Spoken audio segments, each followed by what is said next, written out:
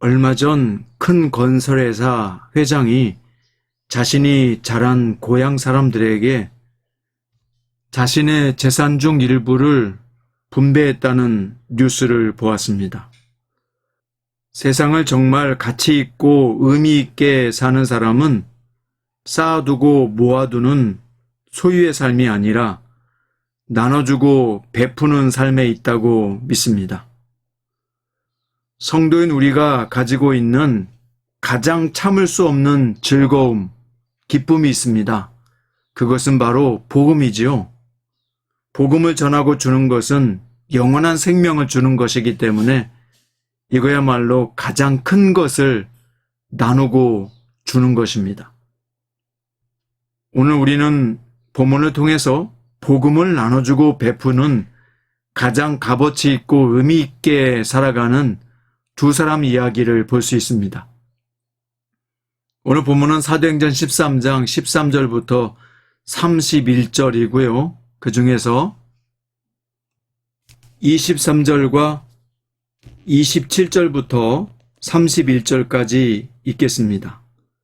하나님이 약속하신 대로 이 사람의 후손대로 이스라엘을 위하여 구주를 세우셨으니 곧 예수라. 예루살렘에 사는 자들과 그들 관리들이 예수와 및 안식일마다 외우는 바 선지자들의 말을 알지 못함으로 예수를 정죄하여 선지자들의 말을 응하게 하였도다. 죽일 죄를 하나도 찾지 못하였으나 빌라도에게 죽여달라 하였으니 성경의 글을 가리켜 기록한 말씀을 다 응하게 한 것이라. 후에 나무에서 내려다가 무덤에 두었으나 하나님이 죽은 자 가운데서 그를 살리신지라.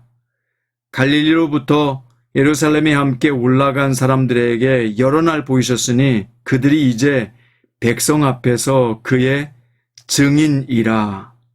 아멘. 오늘 말씀의 제목은 참을 수 없이 기쁜 복음입니다.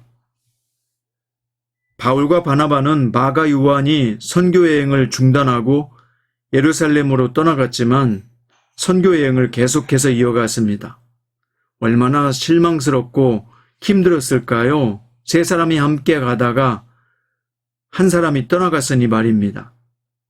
하지만 그들은 바보로부터 비시디아 안디옥에 이르기까지 산을 넘고 해안가를 따라 이동하면서 길고 험난한 여정을 이겨내야 했습니다.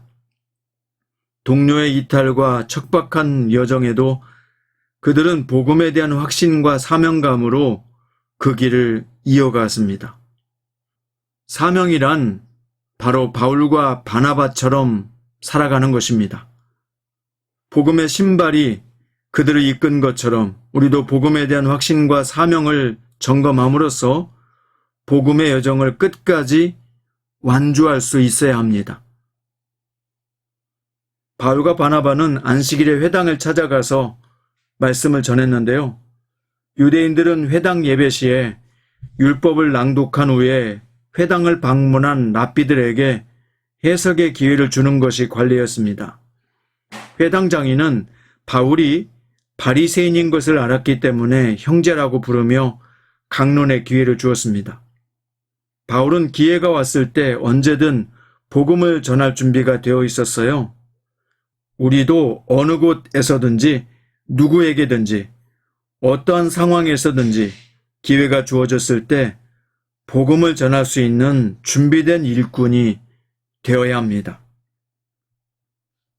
바울은 족장들의 이야기에서부터 다윗에 이르기까지 이스라엘 역사를 언급했습니다. 그 모든 이야기 속에 동사의 주어는 모두 하나님이었습니다. 곧 바울은 하나님 나라 역사는 하나님이 주도적으로 당신의 백성을 위해 이루셨음을 강조했습니다. 그렇습니다. 하나님은 역사의 주인공이십니다. 우리가 그분의 백성이 된 것도 신실하신 하나님이 언약을 성취하신 결과입니다. 그걸 기억하며 오늘도 감사와 찬양을 드립시다.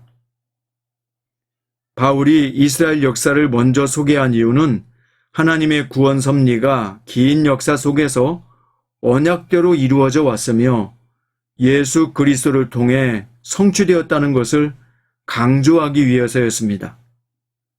특히 다윗의 후손으로 오신 예수님이 하나님이 약속하셨던 메시아임을 강조했습니다.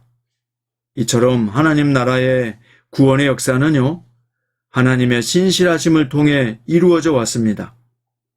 신실하신 하나님의 은혜 속에 살고 있는 성도로서 오늘 또 담대하게 복음 안에 거하시고 담대하게 복음을 전하는 우리가 되어야겠습니다. 바울은 복음의 핵심인 예수 그리스도의 십자가의 사건과 부활을 선포하는데요.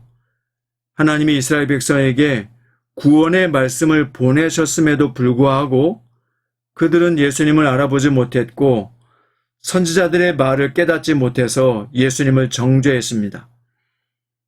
결국 그들은 죄가 그분을 십자가에 못 박았다고 생각했지만 하나님은 예수님을 죽은 자 가운데서 다시 살리심으로 의인임을 증거하셨습니다.